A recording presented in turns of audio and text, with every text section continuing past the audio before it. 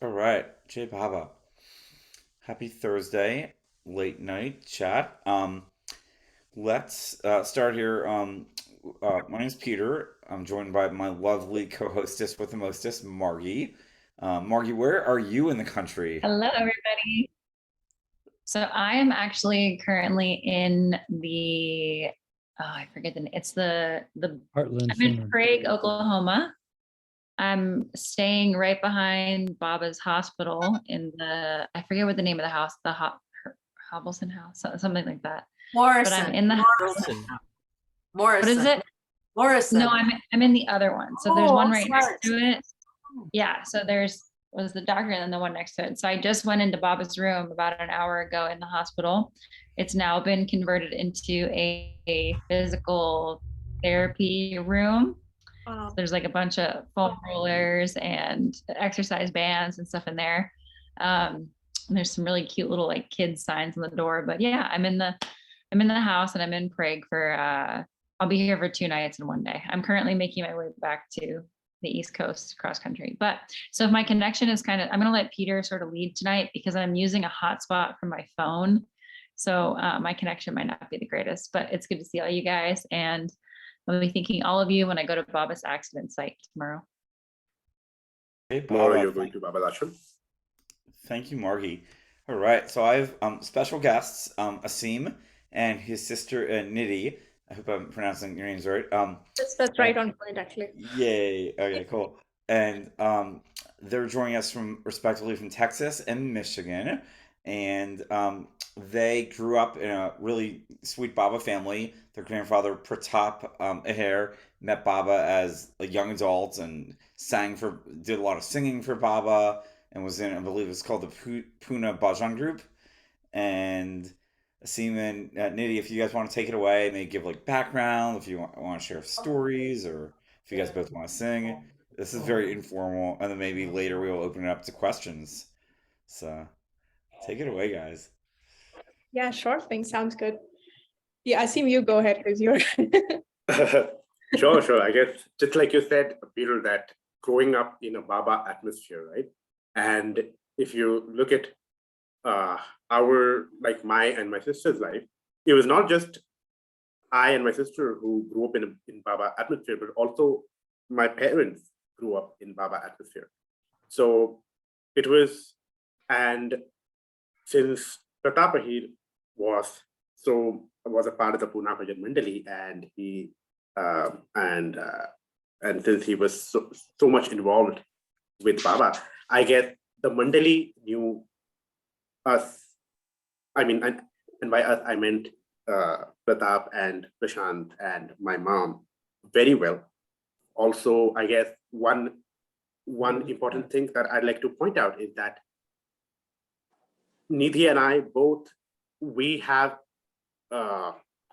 both sides of our family are Baba lovers. I mean, my paternal grandfather is, of course, Pratap Ahir, and my maternal grandfather is L.B. Thade, who was also Lakshmikant Thade, who was also a founder of Pune Bhajan Mandali.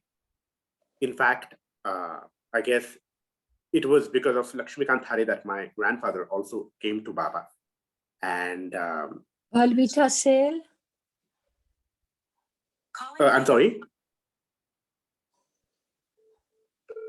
Sorry. So yeah. So I guess it was because of my maternal grandfather that my paternal grandfather also came to Baba, and I guess that is why when you mention,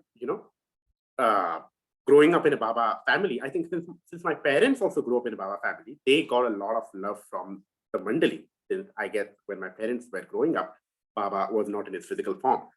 And that's why if you, for example, to give you a few examples, like during my birth, when my mom was pregnant, special instructions were given by the Mandali that by my bed or by my crib, the flowers from Baba's room were brought in. Like I guess Mehra and other Mandali members had sent flowers and that were supposed to be kept by my bed all the time when I was there. And I guess they had also sent a small toy, which is like in Marathi, we call it khulkhula, which is more like a small device that makes noise, which mostly babies use. And so the point that I'm trying to make is that it has been so filled with Baba's love that I guess it's not just an integral part of life, it is life itself, you know. And I guess, yes, Nidhi, you want to add anything to that?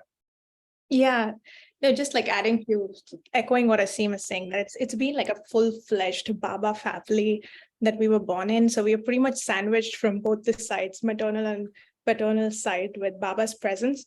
So initially, like Baba's presence was visible around us. We were taken to Mehrabad, Mehrazad centers regularly. So when we were born, at that point, it was mainly ritualistic for us. We didn't really ask that question as to who is Baba, why are we worshiping him? And pretty much it was just the way of life right from the beginning.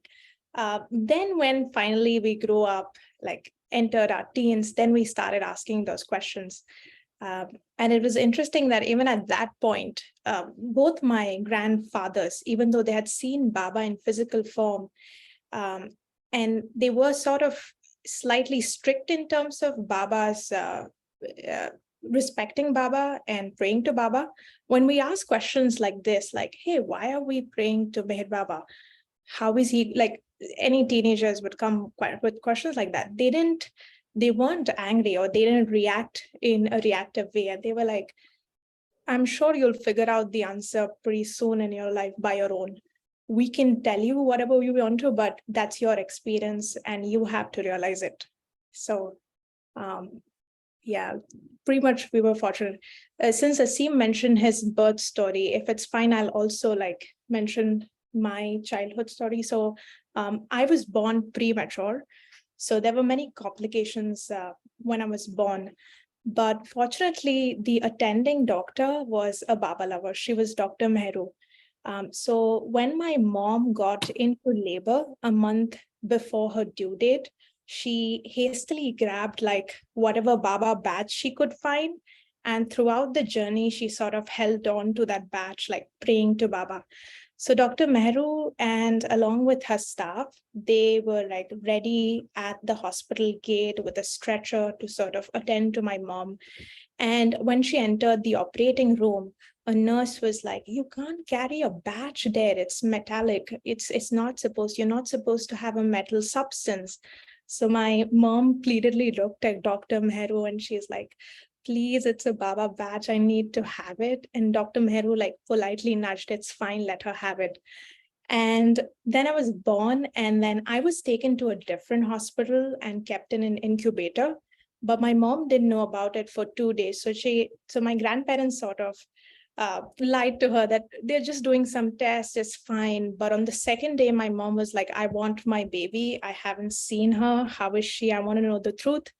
And then she went to a senior doctor. And the moment a doctor utters these words, it's like you pretty much know that all medical science has failed. So they were like, pray to God, everything will be fine, have hope. And my mom just was tormented after that. While this was happening, my paternal grandfather, or rather maternal grandfather, LB Thade, he met Eroch Kaka, Eroch uncle. And Eroch told him that, I heard there are complications. Did you go to the Samadhi and did you pray and did you ask Baba that to recover her? And then my grandfather was like, nothing is hidden from him. He knows. But Eroch Kaka specifically instructed, like, go to the Samadhi and tell Baba to cure the child, like say it to him. And he again went back to the Samadhi and he prayed, spent some time there. And meanwhile, at the hospital, my mom, full-fledged, angry, tormented, she started like calling Baba and she started saying, Meher Baba, you gave me the child. You can't take her away from me. I give you ultimatum of 5 days. I want my child back in 5 days. Yeah, you're the doctor of doctors, right? You're the doctor of doctors. When everything fails, you're the one who'll save.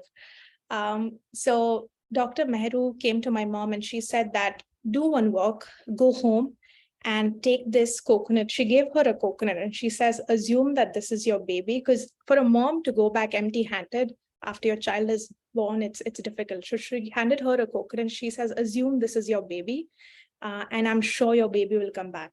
So my mom took her and my mom was like, Baba, Meher Baba, I give you 5 days. I want my child back in 5 days. And within 5 days, I was cured. Like on the 5th day, exactly, he was exactly on the 5th out of day, danger. and doctors And my were mom like, still doesn't know why she chose the number 5. Like, I guess she still doesn't know, but it just occurred to her mind that I should say 5 days. And I guess by 5th day, Nidhi was out of danger. yeah, and it's, yes, as Peter rightly said, that's what the doctor said. It's a miracle. It's not something that can be explained, because we pretty much were prepared that she's not going to survive. So the moment I was born, my parents took me to the Bombay Center, put me in front of Baba's picture, and then took me home.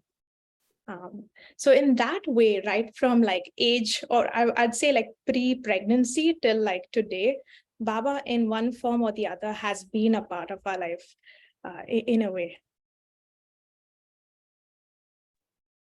Wow, that's so beautiful. That's such an amazing story. So I have to, I also grew up in Baba family. And so I know, kind of the experience of always having Baba present. But so were there moments for each of you guys that Baba went from something that was sort of just a part of your life and this almost like ritualistic thing to Baba cracking open your hearts? And can you both remember that specifically, like when Baba kind of made his way in? I don't know for Nidhi, but for me, it's very surprising that I guess since the very birth, I have never really, like, I guess for most of the people, they suddenly have that moment, right? When they realize Baba, and then they have this eye-opening thing. For me, I guess it has, by default, it has been like that. Like since I was born, by default, I have been, completely submerged in Baba, because I guess it was the atmosphere, it was the bringing, it was the questions answered, it was, and importantly, I guess it was Baba himself that I guess for me, there was no such moment of, heart opening, or maybe there was, but I do not know, because it was so gradual over a period of time that I did not actually notice my heart open. But I guess for me, it was, I mean, Baba was always there. Like he was always God. He was always with me. So you never questioned if Baba was who he said he was? I'm coming from my experience, which even though I always felt like I loved Baba, there was always this part of me that was like, is this just my parents' thing? Like, is this some weird hippie thing that I'm sort of like, I mean, I have a different perspective, you being from the East and you being from the West, but was it always for you like Baba is who he says he is? I guess for me, yes. For me, I guess it was always that way, because I do not really remember if I ever had this question or this debate or this, this period in life when I was thinking whether Baba is for real. I guess I have never really had that fortune of discovering Baba. Yeah, Fortunate that you've had it your whole life. I think us on the other side are like, wow, you're so fortunate that you never even had to go through a period of rediscovering Baba, that you came into this world with him. But I want to ask your sister the same question. So Nidhi, did you have an experience that was sort of like Baba turning the key, or was it as similar to your brother where Baba was ever present? So yes, there's an aspect of Baba being always present, but I did question a lot. And I think those were mainly when I started reading God Speak in Stages of Life. At that point, I started like asking questions like, what's the validity of this? How do we know this? And things like that. But for me, I think it won't be like epiphany or a moment of realization. I think what happened in my life is Baba, as Aseem said, was always present, and I knew that he was God. But my personal relationship with him sort of grew over time. So initially, I always looked at Baba, I don't know why, for some reason, like an older brother. And then eventually he transitioned to be my mom for some phase. And then he transitioned to be like my father. Like I built that relation over a period of time. And I think that has grown. And now I don't know what's the next phase, but it's been going in that way. But growing up, one interesting thing I like to say is that because my grandfather, Pratap Ahir, he had seen Baba in physical form, he had this one approach where he said that, Nidhi, I don't like to talk about my complaints and my sad life to Baba. And he's right, because in Baba's presence, if anyone had like a grumpy face, Baba would point out and pick that person and then ask what's wrong. So my grandfather was of the opinion that my problems I'm not going to tell. And that's why he always was pleasant. But when I heard that story, I felt that no, I'm not of that approach. Baba needs to know every detail of my life, my happiness, my sorrow, even like what I'm going to wear today to what I'm going to buy today, he should know about. So I had a different approach in that way with Baba. Yes, and I think adding. Sorry, Peter, you were saying something? No problem. Go ahead. What were you gonna say, Aseem? Yeah, sorry. So this I think is a nice time for me to just say a small story about my grandfather. I guess when he was so he was a part of the Pune Bhajan Mandali, and he would sing before Baba, but as a group all the time, most of the time. And there was this phase in his life when he was going through depression because of his career. His career was not moving ahead, and he grew up in poverty, and he was staying at a relative's place from one house to another because I guess his family didn't have the means to for his upbringing. But he would always be in the Pune Bhajan Mandali, and he would always come before Baba. And he mentioned that till that point of time, I had never really, complained or even let Baba notice my suffering. And then one day at Guru Prasad, I think it was Guru Prasad, if I'm not wrong, was that Meher Baba suddenly asked my grandfather that, why don't you sing a song today? And this was an exception because before this, Pratap was never asked to sing a song. This was the first time that he was asked to sing a song alone.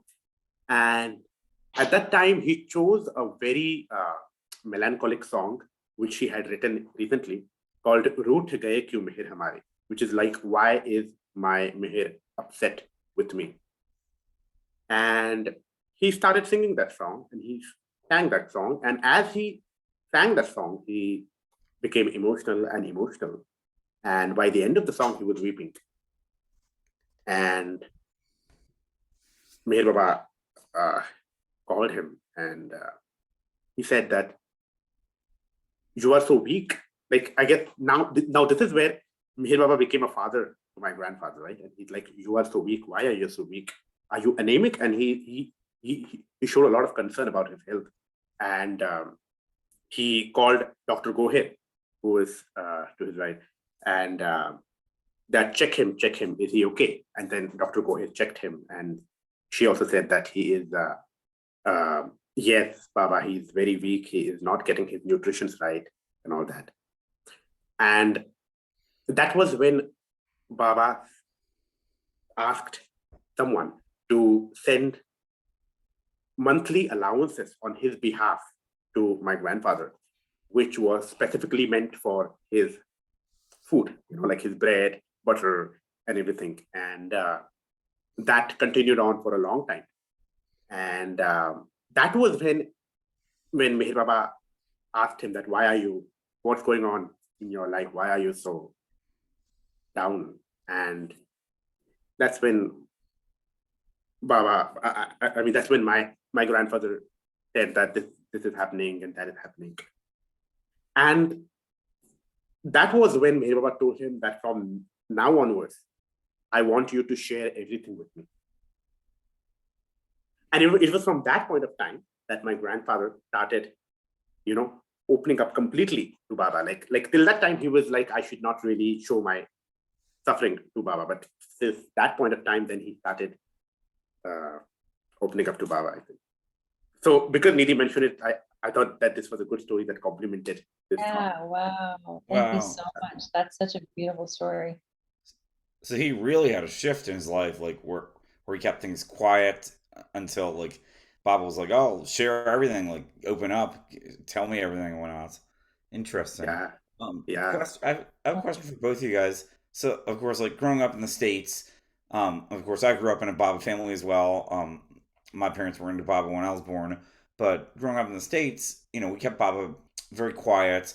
When friends came over to the house, if they asked like who he was, we would say, "Oh, a grandfather or whatnot," or uh, we very rarely told people. Now it's a little different in my point in my life right now. But like, what was it like growing up with you guys? Or did like most people know about Baba in India, schools and whatnot?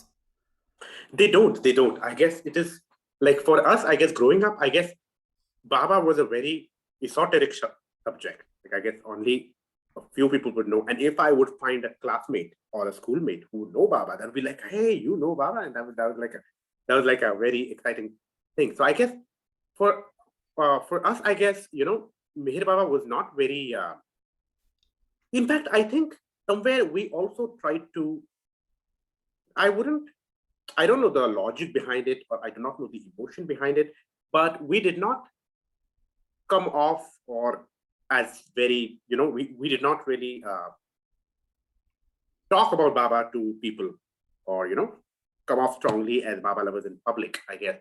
Um, Largely because I think at that time, I guess we're still children, and I guess there are other children around who are not very sensitive of things. And I guess, like for example, like I had a Baba photo with me, and I guess it was exactly it was this photo, which is like with hair and stuff. And I guess so I had it with me, and at that time, recently there was this movie called Mangal Pandey, which is who is a character like a freedom fighter and stuff. And then someone saw that picture and he's like, "Hey, he worshipped, hey, his father is Mangal Pandey, his father is Mangal Pandey." And I get that went around. So I was a little disappointed at that time, but when I came home and I told my mom that this is happening, and then mom said, "Don't worry, Mangal Pandey was a nice man." So I guess that kind of made me feel better that okay, my mom consoled me that okay. So I guess for us, I guess discussing Baba with friends was not that common for me. I guess it must be different for Nidhi, especially because Nidhi, in her engineering and maybe after that, I guess a lot of her friends came to know about Baba because of her. But I guess in my case personally, I think I did not really do that much. Yeah, for me, it was different. I was like a big advocate of Baba, and I always like wore this big locket. So he was hard to miss. So everyone would like ask, who is this gentleman? But there's a reason behind it.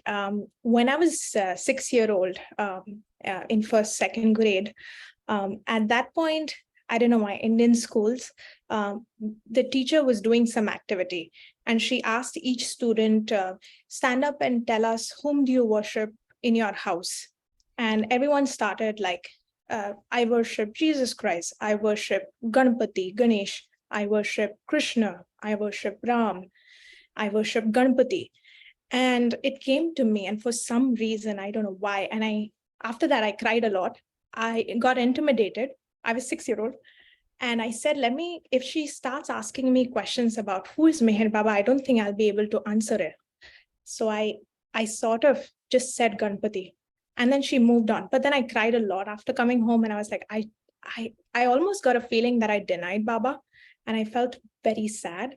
But interestingly, 2 years later, when I went to the Bombay Center, there was some drama about like avatars, and Baba being all the avatars. And in that drama, there was this one sentence that says that the first form that Meher Baba had taken was that of Ganesh or Ganpati. And that's what I had uttered.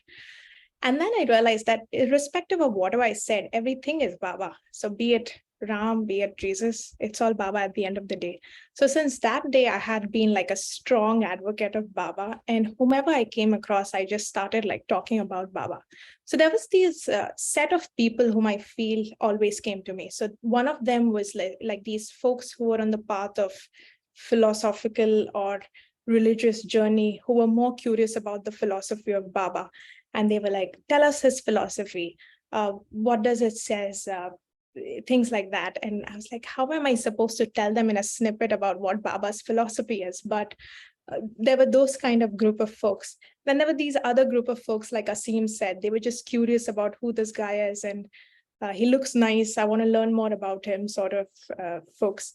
But all in all, like, I think at every point in my life, like someone has asked about Baba. In fact, when I came to the States for the first time, because I was going to live alone in Maryland for a while, I got like big posters of Baba, and I put possibly on every wall of my apartment. And then I was just praying to Baba, saying that I'm so away from India. Like, even though West has Myrtle Beach, I'm still far from it, and California is far. I was staying in Maryland then, and I was just thinking, Baba, I miss the community that I had, and I was looking for a roommate then. Ironically, out of everyone who could come to my place, one Indian student comes with her aunt in Maryland, somehow in that entire population. And she comes to my house and she's like, hey, I heard you're giving a room on rent. And her aunt steps into the room and she looks at the pictures and she's like, this is Meher Baba, right? I was like, yeah, how do you know him? She's like, I've been to Bombay Center. I have a friend who is a big follower of Meher Baba. And then I was like, wow, so like oceans apart, Maryland, first person I meet, they know about Baba. Wow. That is Yeah, so amazing. do- It's got a way of kind of That's sneaking in amazing. there. Aseem, so I want to ask you, so your sister sort of, she said, Baba was her older brother and then became a mother and then, became all these different figures. But so for you, how has your relationship with Baba evolved? Because Baba was always there for you. And so how is the internal relationship? Because obviously, when we're a kid, I think we view Baba differently. Maybe it's been the same, but I'm curious what the evolution of your relationship has sort of been inwardly. For me, I think Baba was more than a fatherly figure or more than someone elder to me. I think Baba was more as a friend, as a beloved, or as a, as someone very close to me. Because, and I guess a part of that might be, I don't know why, but maybe it could be because I was introvert growing up. And in my school or in my class, I used to be alone. I mean, not that I didn't have good people around me. All the people were very nice and good, and I guess, but I was very much like, I would be quiet, I would keep to myself. And I think because I was so much, alone and introverted and in that sphere of my own, I think that is where my relationship with Meher Baba evolved or grew, because I think that gave a world to me, internal world to me, where I could find a friend in Baba. Mm-hmm. And I think that has been constant throughout. Wow. Beautiful, yeah. I want to ask you guys if there's like a, oh, go ahead. Yeah, sorry. No, going back, I get that you asked the question about, about discussing Baba with other people. Another quick, just like I talked about my paternal grandfather, Pratap Ahir, about his.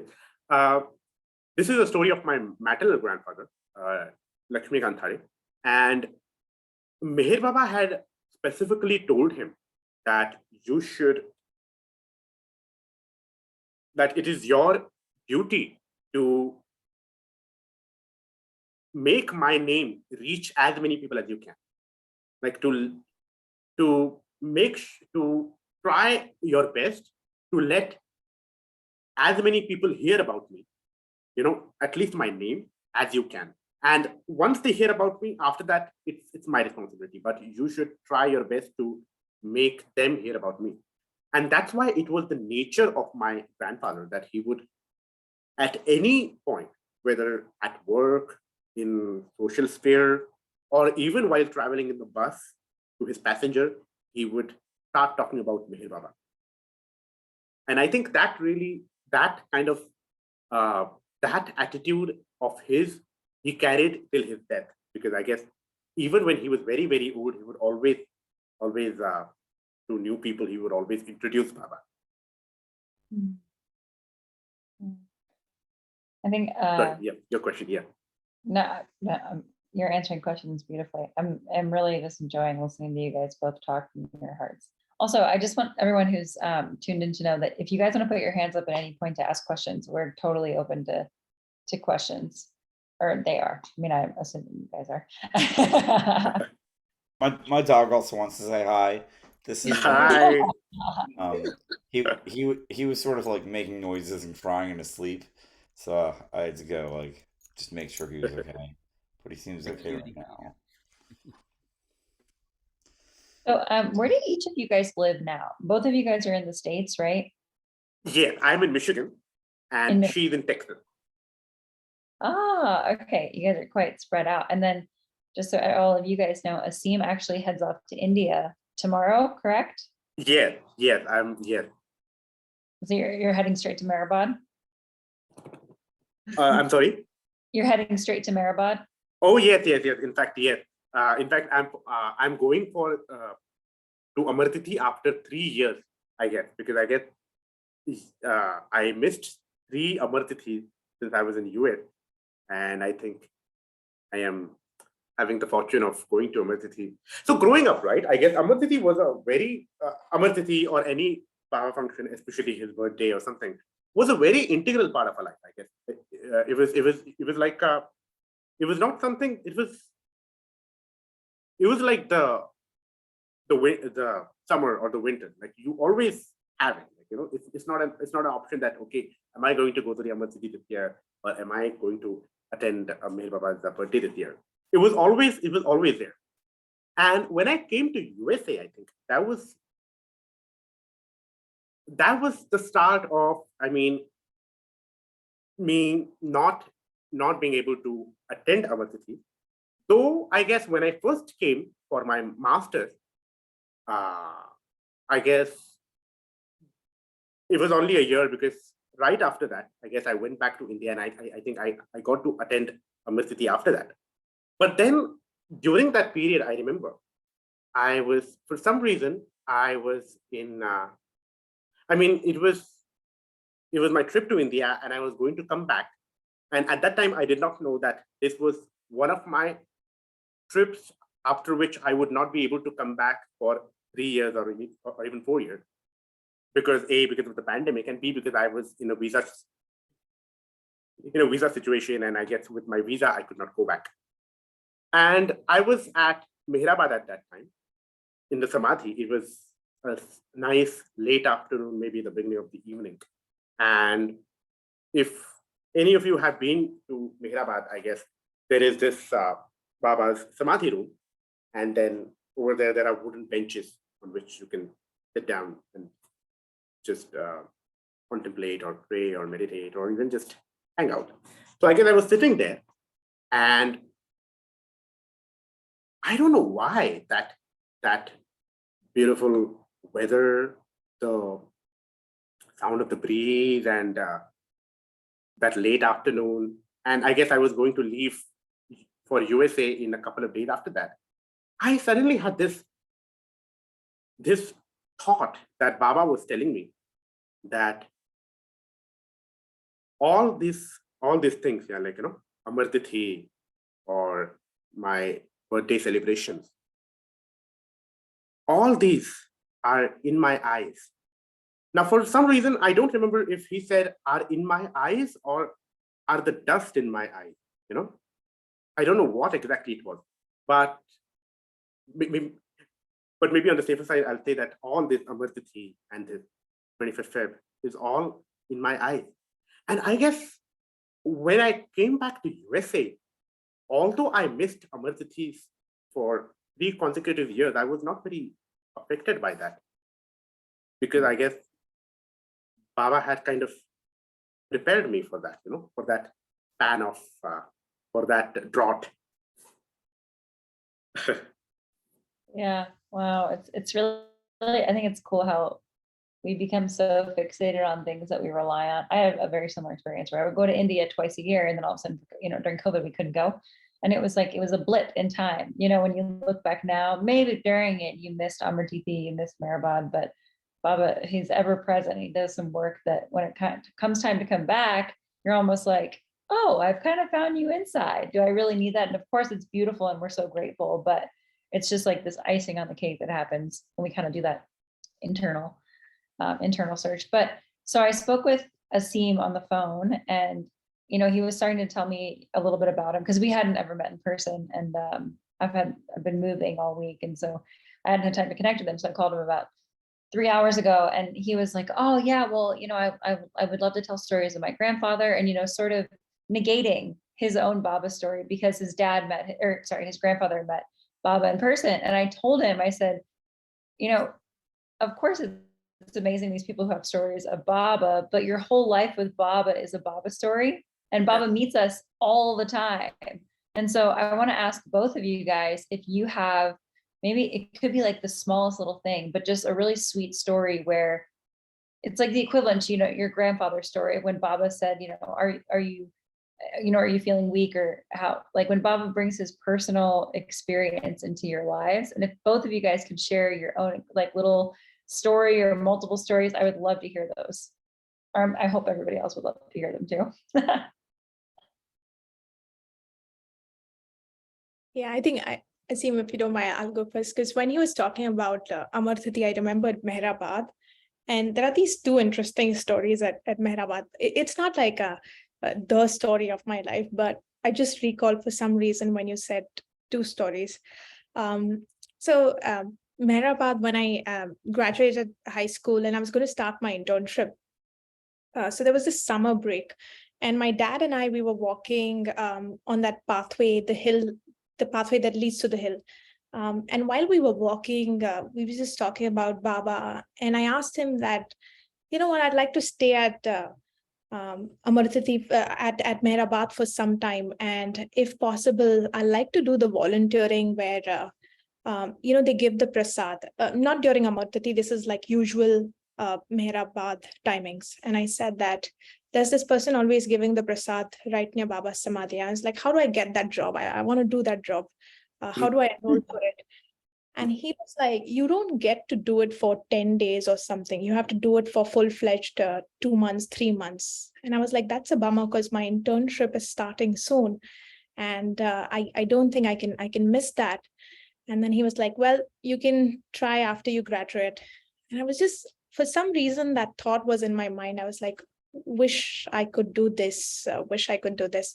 And we enter the Baba's Samadhi, and no one is there. It's calm, it's beautiful. So there's just one lady giving prasad, and we sit at Baba's Samadhi for some time. I do my prayers, I do my usual thing with Baba, and then for some reason I come out and I'm still thinking about that thing, that wish I could do this work. And my dad is sitting inside, and I was sitting on the bench that's right opposite Baba's picture, that wooden bench that's there. And someone nudges me from behind, and the lady who was giving prasad, she said, you know what, I have to leave early today. Would it be possible for you to manage the prasad for the next half an hour? And I was like, why not? I've been waiting for this moment. It's like, it's astounding how like your minutest thought, Baba listens to it. And there's like one more similar experience right at the Samadhi itself.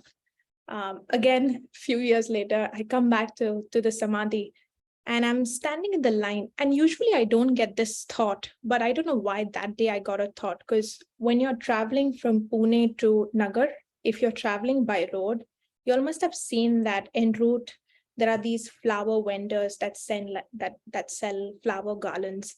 And I saw them, and I don't know why, for some reason, I thought this would look nice on Baba. But the moment I reached there, like I forgot about it. I slept on the way, and I reached Samadhi, and I felt I came empty-handed. I had that thought, but I didn't bother to get up and go and buy that flower. And I was standing in the line at the Samadhi, and there was like, it was less crowded. There was just one gentleman in front of me, unknown person. And I was thinking, that's sad because, once you have a thought, just go and do it. Like if you feel something for Baba, I should have done it. It's like, why didn't I go and get that flower? And that thought was in my mind, and my turn was going to come.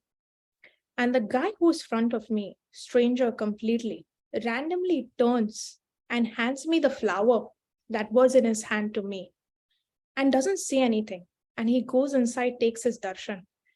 I was like, stand still. I got goosebumps, and I was like, Baba heard me. And one thing to add here, the beauty of why this was a Baba's act, because in India, you guys know the culture, like if a random person gives a flower, someone will take it offensive. But at that moment, it just played out so well that it was just Baba doing the thing. So stories or little things like this, it's wonderful how Baba's presence is felt. Like Baba is in your life, but there are these moments that make you feel his presence much stronger. Yeah. No, that's so, thank you so much for sharing. And I think sometimes when, I don't have a family member who met Baba, but my family met the Mandali.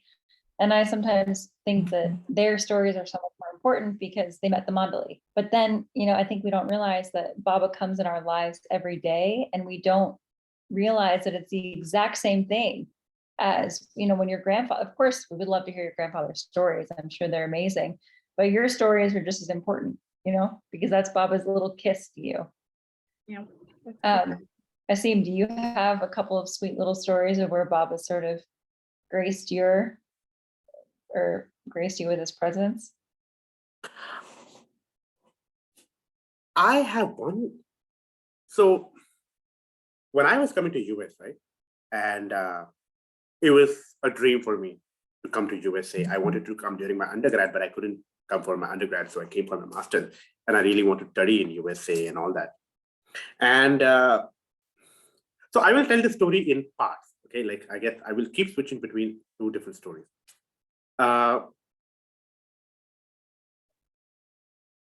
So this is one of the stories that Meher Baba said, is that a king once came to a saint in a kingdom, and he asked that how can I rule this kingdom better? What can I do for my people? How can I be a good king? How can I be a just king?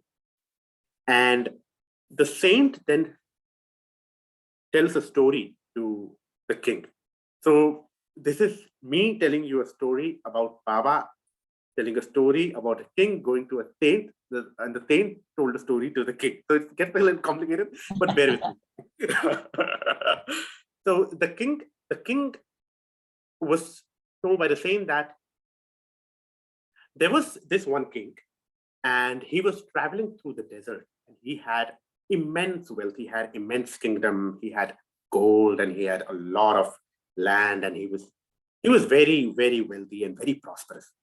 And he was traveling through the desert, and it was a long travel, and he was walking and walking and walking, and he was lost.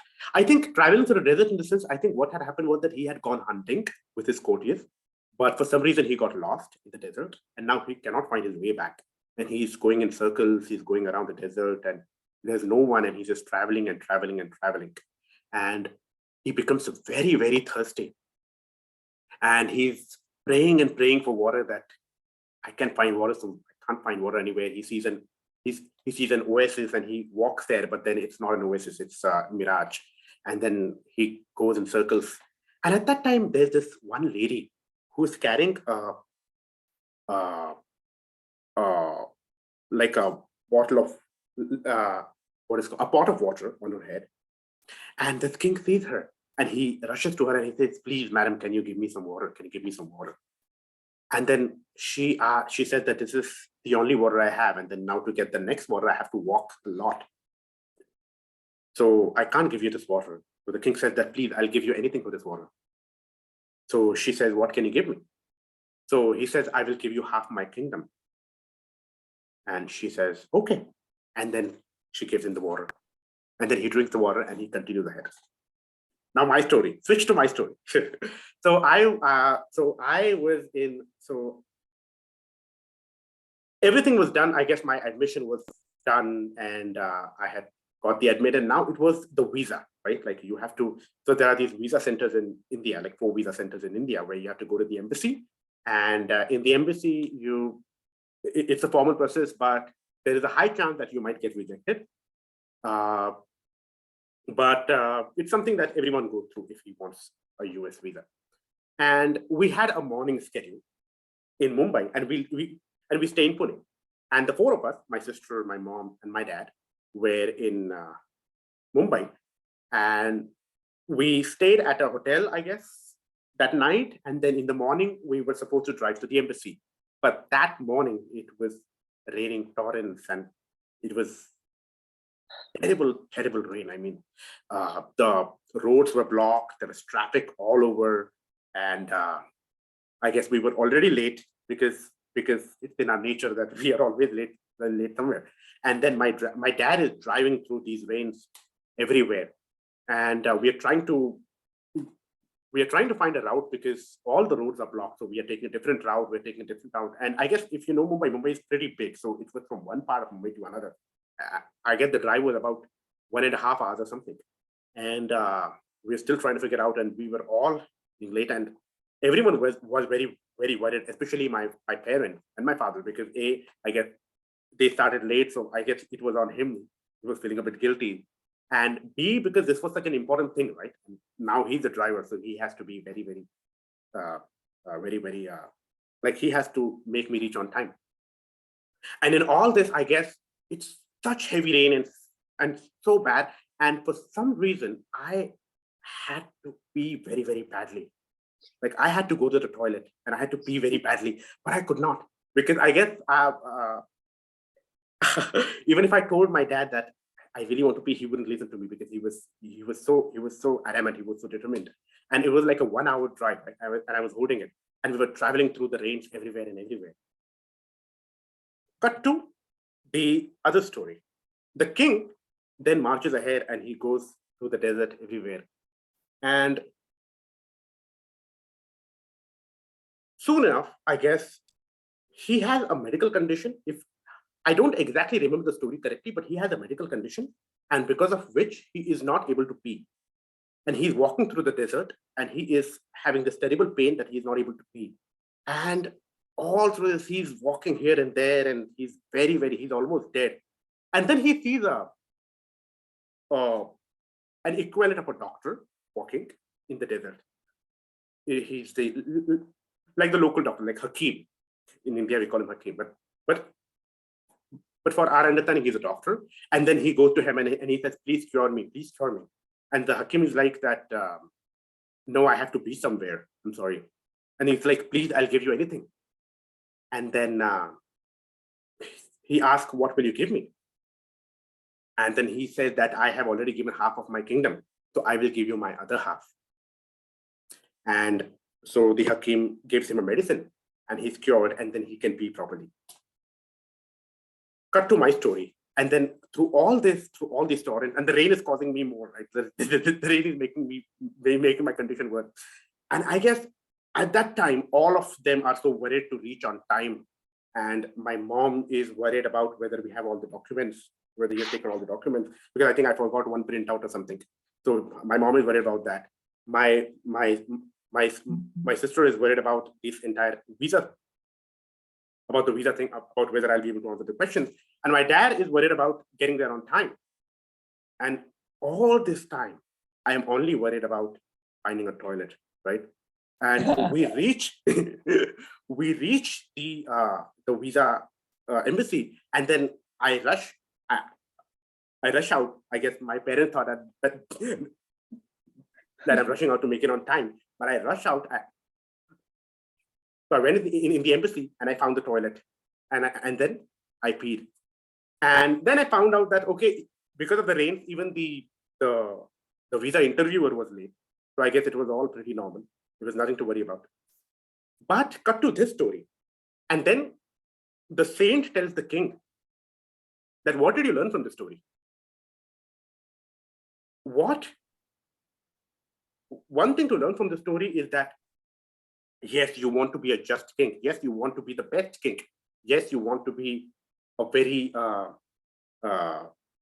lauded king, and do your best and attend faithfully to all these things that you're doing. But remember, always remember that half of this is worth getting water in your system, and half of this is worth getting water out of your system. And at that time, I realized that whatever dream I had about coming to USA or this or that, it was half of it was worth getting water in my system, and half of it was worth getting water out of my system.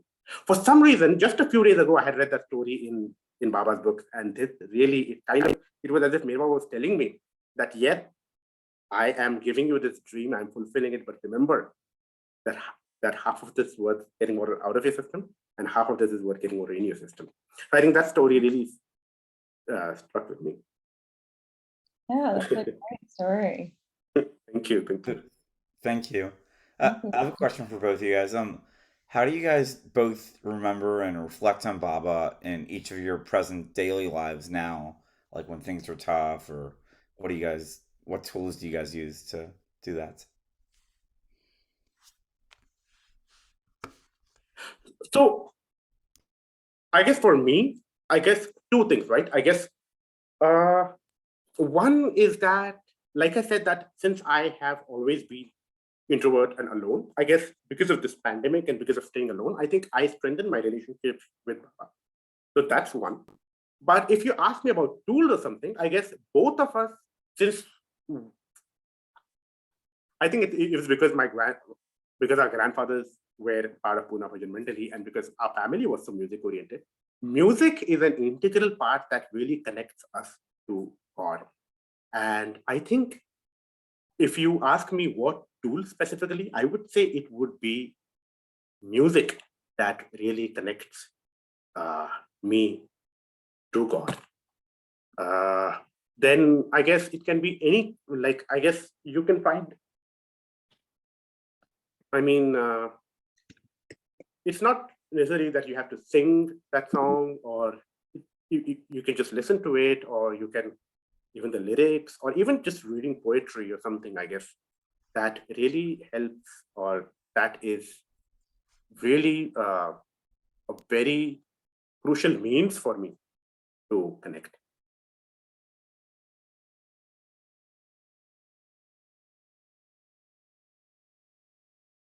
Yeah.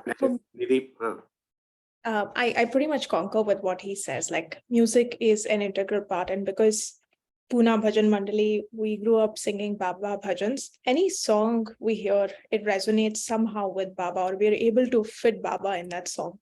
So music is a part, but for me, visibly, what I do is I put Baba's picture, and the reason why I don't know if you guys know the story of Aloba, and I'll quickly. It's a short story. I just want to be mindful of your time, but.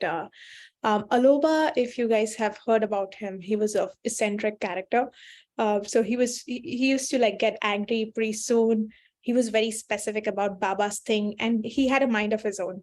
So the Kirkar, who was the ex-chairman of the Ahmednagar Trust, now you must have seen him talk usually. He had invited Aloba to his house, and both the husband and wife were eagerly prepared, and they had taken every care of everything, like ensured Baba's worship place is cleaned, the diya or the lamp is lighted properly, Baba's books are kept in order, everything is on point. So they took care of every possible thing. Baba's pictures are clean, and Aloba enters the house. And he's like, he looks around, he's like, oh, Baba's place, it smells good, it looks good. And he's pretty much going through the house. Yet, despite all their efforts, he finds one thing. He says, you have Baba's picture in your living room, in your bedroom, in your temple area, but you don't have Baba's picture in the kitchen. And if you think about it, your wife spends most of her time in the kitchen. So she's away from Baba. You need to put a picture of Baba in the kitchen. And immediately they realized it. And they put the picture there. I have possibly put everywhere, including the bathroom. So so that's one thing that I like rigorously do, to put Baba's picture everywhere. I love that. Same here. Like I can never get enough of Baba's pictures, or I love looking at Baba books too, like especially picture books and just focusing on Baba pictures. So you guys are both really, really talented in music. Aseem, I remember I loved your music during Young Adult Savas about a month ago or so, and we would love to hear a song from both of you guys. If you would love to, if you'd like to share one. Sure, sure. Yes, why not? Thank you. Maybe you want to go first? You can start. Okay. I'm trying to think which song might be good fit. I think I have.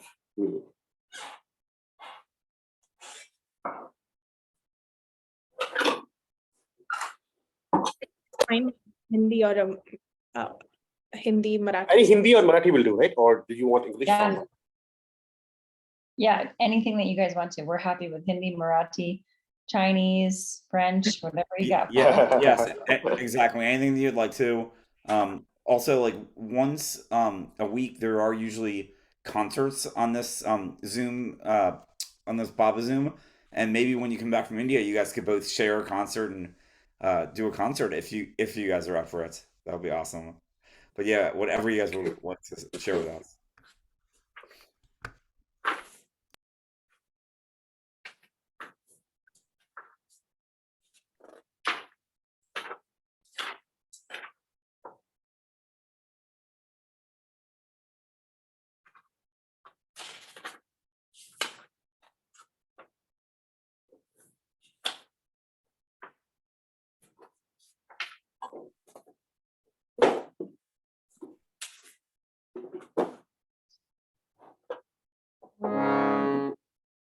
Oh, he's got the harmonium. Wow. Yeah, I have the harmonium at home. So I can...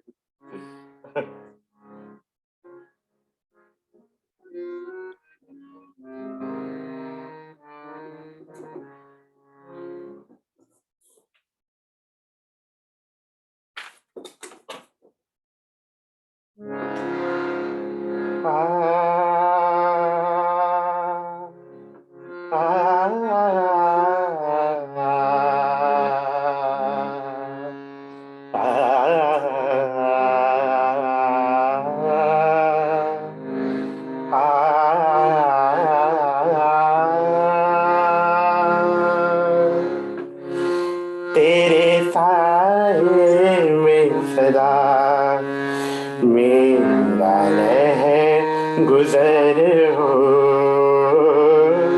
तेरे साए में सदा मेरा रह गुजर हो तेरे साए में सदा मेरा रह गुजर हो तेरे साए में सदा मेरा रह गुजर हो तेरे साए में सदा मेरा रह गुजर हो तेरी बाहों में मेरी जिंदगी बसर हो तेरी बाहों में मेरी जिंदगी बसर हो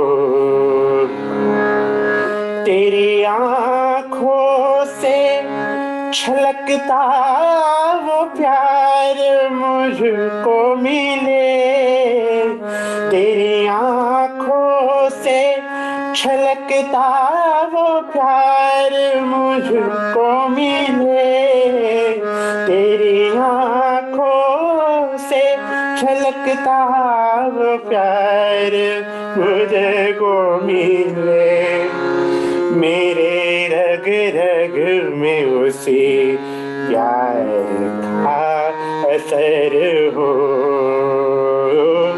मेरे रग रग में उसे प्यार का असर हो। तेरी आँखों की रोशनी में मेरी राह बने, तेरी आँखों की रोशनी में मेरी राह बने, तेरी आँखों की रोशनी में मेरी राह बने, हर घड़ी हर मुकाम पर तेरी नजर हो, हर घड़ी हर मुकाम पर तेरी नजर हो।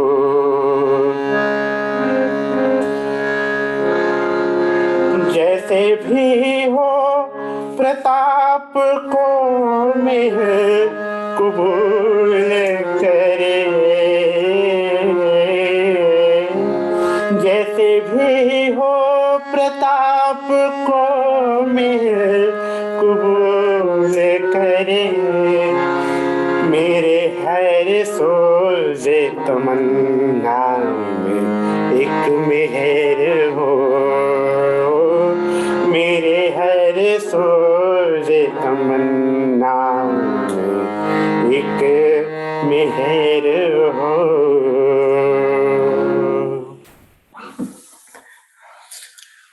So this is a song by my grandfather, and I guess, like we spoke, right? Like I guess, like what really, how does music connect you to God and all those? I guess the lyrics that Baba's songs have are so strong that I guess in your little everyday activities, some part of the lyric just strikes you somewhere, and you discover those lyrics.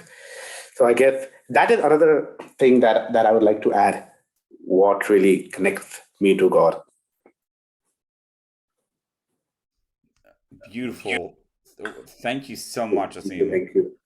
Thank Yeah, you. so beautiful. I forget what the word is. I think it's dad. I think the Farsi word is dard, which means like pain, but it's, Farsi is pretty poetic. So it's more like the pain of the longing for God when it's in someone's voice. I'm pretty sure they call it dard, and you have that in your voice. Lovely.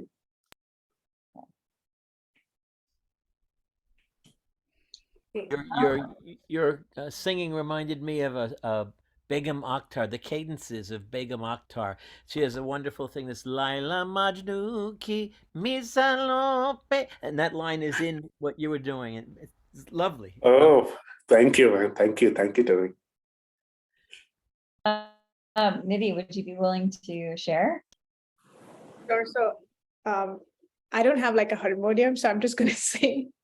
I'll be singing a Marathi song. It's written by my father. The essence of the song is the one who is aloof of all the worldly thing.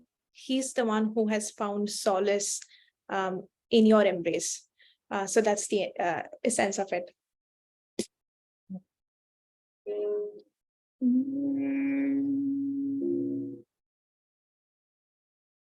सोजगी प्रेमासिया दुरावला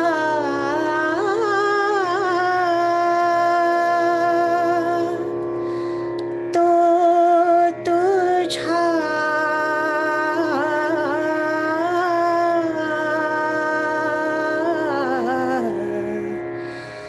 आलिंगने विसावला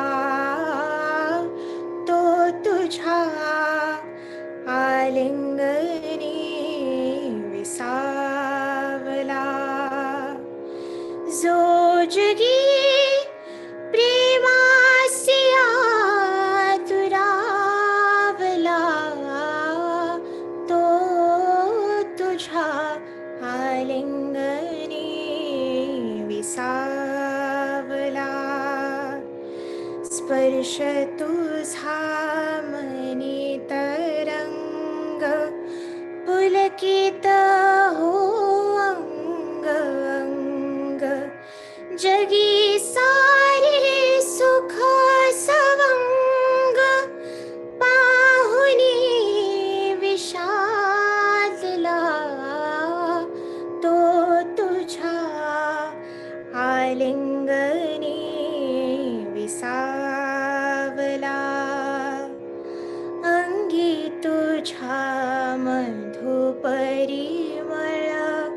पारदर्शी प्रेम नितळ घेशी तुझ्यासी जवळ त्यासी स्वर्ग लाभला तो तुझा आलिंगनी विसावला करिता तू अंगीकार जीवन घे नवाकार करिता तू अंगीकार जीवन घे नवाकार तव कृपेची सतत धार तव कृपेची सतत धार प्राशुनिया तोषिला प्राशुनिया तोषिला तो तुझा आलिंगनी विसावला मेहेरे जवंतरात मेहेरे जवंतरात बा प्रशांत हो निवांत घेऊन तव कुशीत तो मनी सुखावला तो तुझा आलिंगनी विसावला तो तुझा आलिंगनी विसावला दाद मेहर बाकी जय Wow. Oh my goodness. That was so beautiful. So beautiful. Wow. Thank you for sharing, Nita. Wow. Well, I guess on that note, does anybody have any closing questions for these two beautiful souls? Could we have another song each? Would that be out of order? Would you guys like to do another song each? Another song, you said? Yeah. Yeah. Yeah. Yes, please. It's up to you. Sure. Nidhi, you'd like to go ahead? Why don't you go ahead?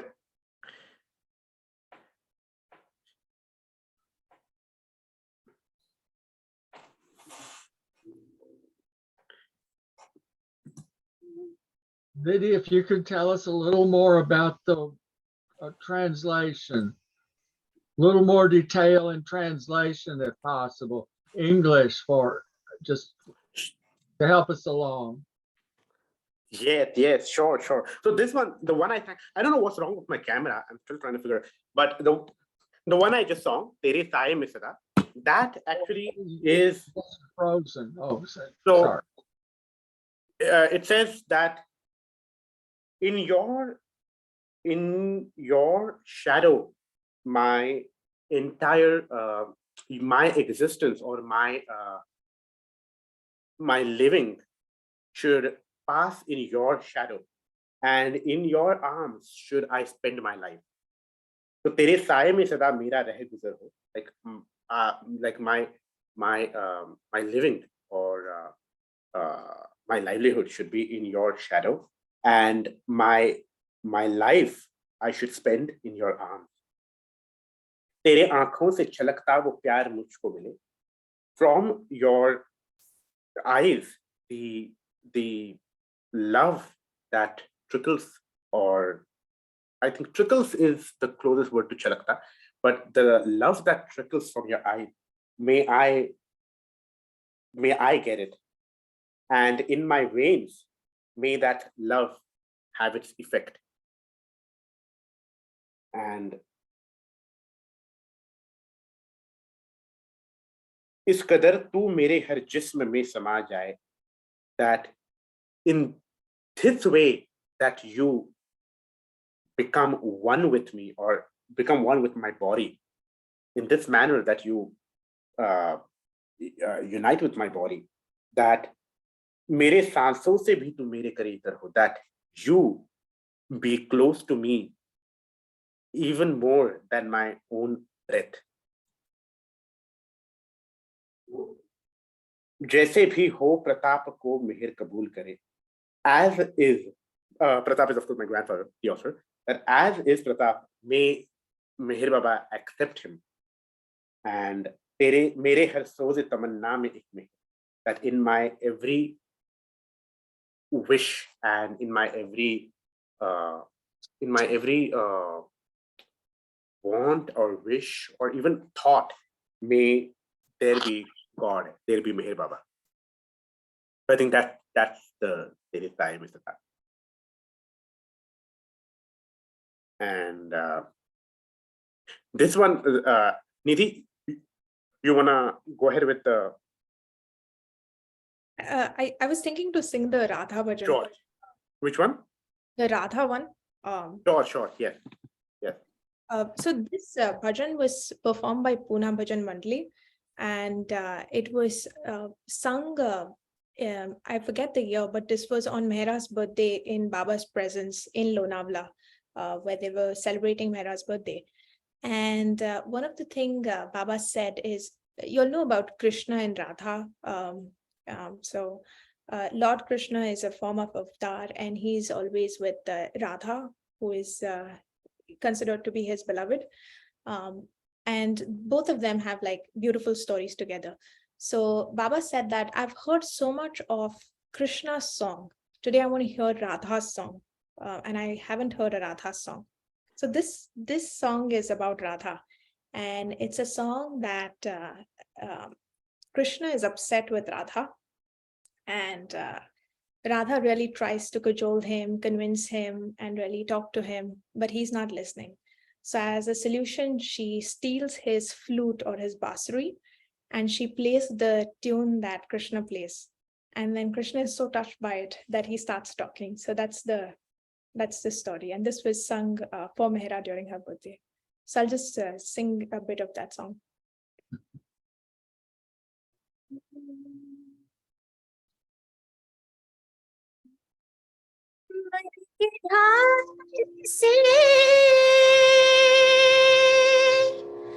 Radhe रानी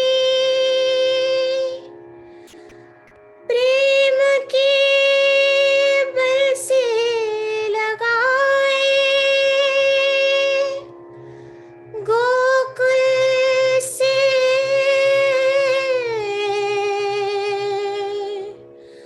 मथुरा जाए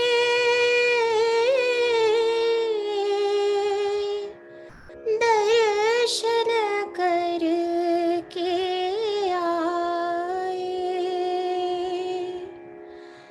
लौटाने पर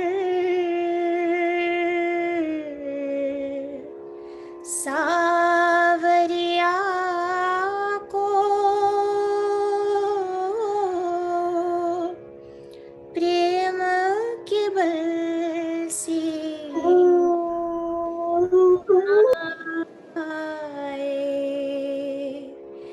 एक दिन राधा रानी से एक दिन राधा रानी से रूठ गए गिरधारी रूठ गए गिरधारी राधा मना मना कर हारी राधा, मना मना कर हारी।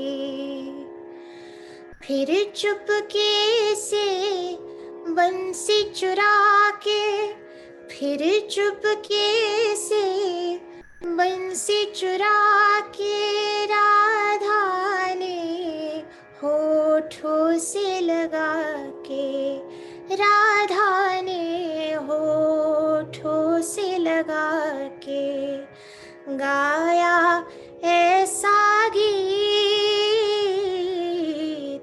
गाया ऐसा गीत कि जिससे गए कन्हैया, गए कन्हैया, कि जिससे गई राधिका जी, गई राधिका जी, के जिससे गई राधिका जी। मोहन आकर लगे झूमने, लगे झूमने, लगे झूमने, लगे झूमने दुनिया सारी, लगी झूमने दुनिया सारी। राधा रानी से एक दिन राधा रानी से रूठ गए गिरधारी, रूठ गए गिरधारी। राधा मना मना कर हारी, राधा मना मना कर हारी। मन बंसी को लेकर प्यारे ऐसा गीत सुनाओ रे, ऐसा गीत सुनाओ रे। मन बावरे हो मन बावरे, हरि से लगन लगाओ रे, प्रभु से लगन लगाओ रे। मन बावरे हो मन बावरे, हरि नाम मुरलिया प्रीत भरी, अमर शांति संगीत बने। हरि नाम मुरलिया प्रीत बनी, अमर शांति संगीत बनी। हरि ओम हरि, हरि ओम हरि, हरि ओम हरि, हरि ओम हरि, हरि ओम हरि, हरि ओम हरि, हरि ओम हरि, हरि ओम हरि, हरि ओम हरि, हरि ओम हरि, हरि ओम हरि। अवतार मेहर बाबा की जय. So that's the bhajan, and it's a nice story, a nice communication between Radha and Krishna. Jay Baba. Thank you, Nidhi. Wow. That was awesome. Does anyone else have any questions at all or anything they'd like to share before we wrap things up? Margie also mentioned she's on the road. She's going from Arizona to North Carolina, and she's in Oklahoma. The connection's not good where she is, so she really apologizes. But she lost connection, so but she definitely can't wait to see you guys next time. Like Aseem, we're thinking when you come back from India, we will have to do this again next time. Maybe you could share some of your experiences That would in be, India. yeah, I really, Yes, yes, yes, please. That would be It's awesome. Yeah. yeah, I think this was such a wonderful activity, I guess, that I guess this kind of late night talk that you guys Yeah. organize. It's a Yeah. very, it's a very nice format, I would say, because I guess most of the programs that are there are more, I guess, like there's a speaker and then he talks on a subject, or maybe they are musical things. But this is very informal, and I guess it's like a fireplace chat, right? And I Yes, think yes. it, That's one reason I like it. So yeah, every Thursday, Margie and I host late night chat, and it's very informal. And then every Sunday night at 10 p.m. Eastern, Jeff Wolverton hosts it, and usually very informal as well, and a lot of discussion and sharing. And then uh, Tuesday, Vesta, she lives in California. Vesta Clinton hosts it as well. So yeah, I love the informalness about it. Um, yeah, yeah, indeed. It's always nice to have these new kind of ways or creative ways to interact and to talk about Baba. And I think you guys are doing a fantastic job here, I guess. Thank Yeah. you. Appreciate it. Thank you everyone for listening and um, actively like asking us Yes. questions. Your questions, some of the questions like made me think a lot about, oh, this is an aspect I didn't really think about, and I should. Thank you guys both for being open to answering questions and sharing. This was very valuable. We definitely can't wait to do it again. Oh, yes, yes, And yes. Thank you so much for being here, and it's a real pleasure meeting you. Likewise, and thank you so much for listening to us. I guess. I mean, I hadn't expected that so many of you would show up. I guess this is like a full house, and I'm really happy that we could have this conversation with all of you. It's wonderful. Wonderful. Thank you so much. Yeah. Thank you. Thank you. Okay, then. Do we conclude with like Do we say avatar? Avatar Meher Baba ki Jai? yes, before we- absolutely. Let's all say yep. Who's ever on mute, feel free to come off mute, and let's say Avatar, Avatar Meher Meher Baba Baba ki ki Jai. Jai. Avatar Avatar Meher Meher Baba Baba ki ki Jai. Jai. Avatar Avatar Meher Meher Baba Baba ki ki Jai. Jai.